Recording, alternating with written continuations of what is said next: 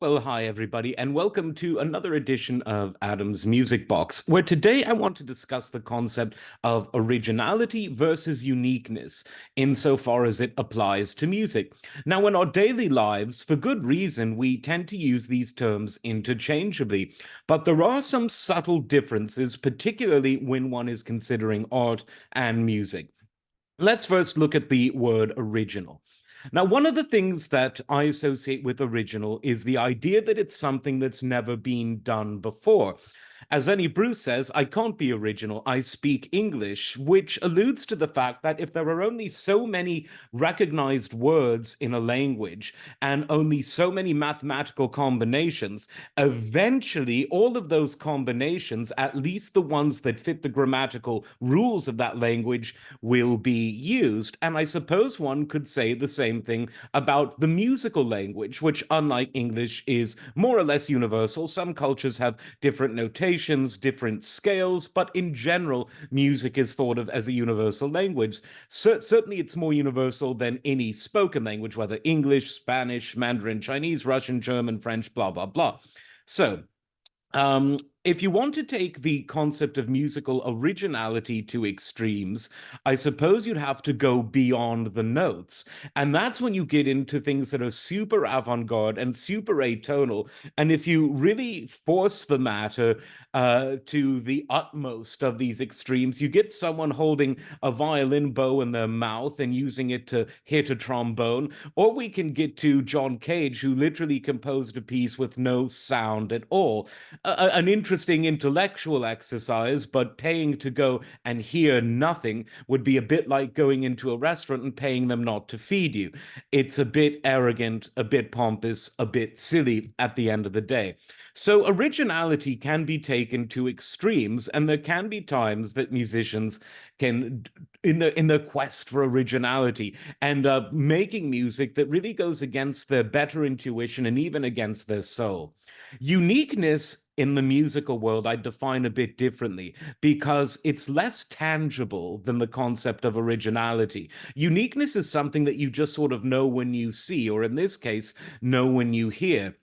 It's this intangible combination of individual elements which on their own might not be novel or original, but when put together create something unique that delights the ear. And the test that I would apply to what makes music unique is, does it stick in the memory box, in the hard drive between the ears? Now, one of the musical groups that I wanted to highlight, not only because I love them, but because I think they really help tell this story, is Seals and Crofts. That would be Jim Seals and Dash Crofts, one of the most successful duos of the 70s. Now, were they unique? Certainly. There's something about the unique voices of both Jim Seals and Dash Crofts that when you hear them, they stick in your mind. And here's the test I would apply to that.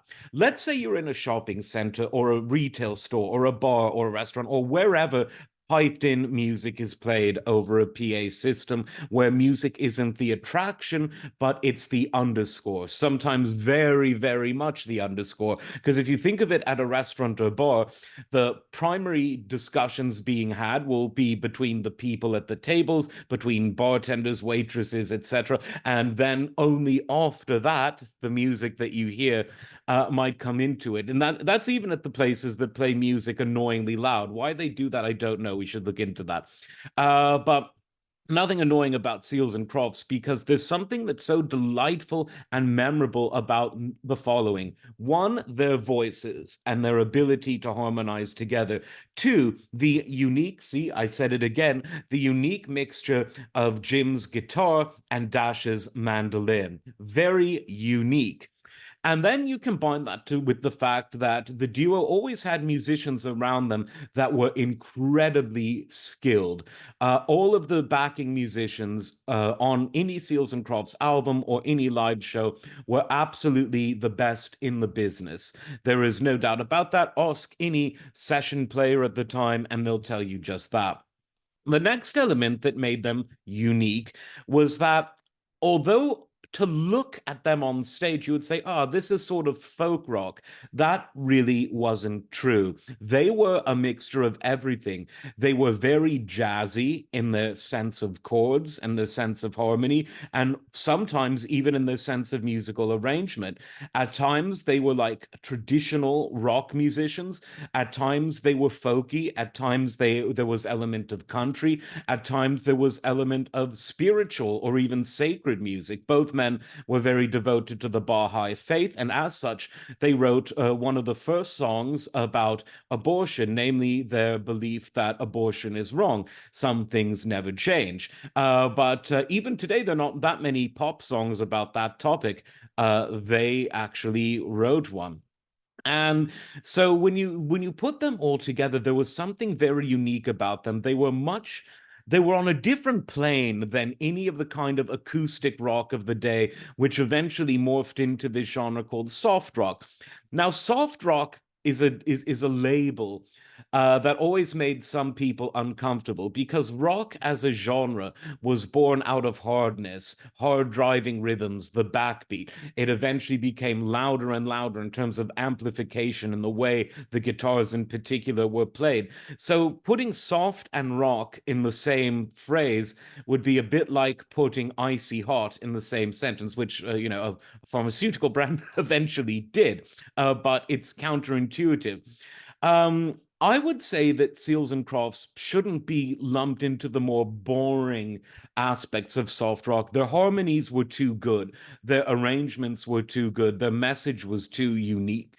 Their vocal harmonies were too unique. The idea of featuring a guitar and mandolin combo on the radio, too unique. And so the question then is, were they original? Well, all of the elements that went into Seals and Crofts were things that were recognizable. Jazzy chords, recognizable. Really pleasant harmonies, recognizable. That was a musical virtue for ages. Guitar and mandolin, I'm sure it had been done before, maybe not with that kind of success. But again, it's not like pairing a tuba, a harp, and a man playing xylophone upside down the way that you might see in a really avant-garde and strange musical performance. The backing of some of the best musicians of the time on traditional sort of rock pop instruments of the day. Again, something very familiar. But you put all of those seemingly unoriginal ingredients together, and you get one of the most unique and most enduring and most memorable sounds, not only of the 70s, but into today.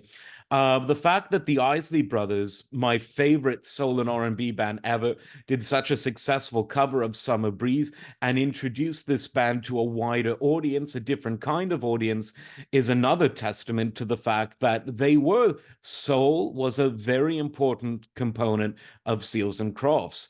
It's sometimes easy to forget, but the Isley Brothers proved that with a relatively similar arrangement, with an added guitar solo to the original song, they were soulful, because anything the Isleys do is going to be soulful. And the fact that they didn't need to change much of the arrangement of Summer Breeze really proves just how soulful the original Seals and Crofts were and will remain, even though, of course, we lost Jim several years back.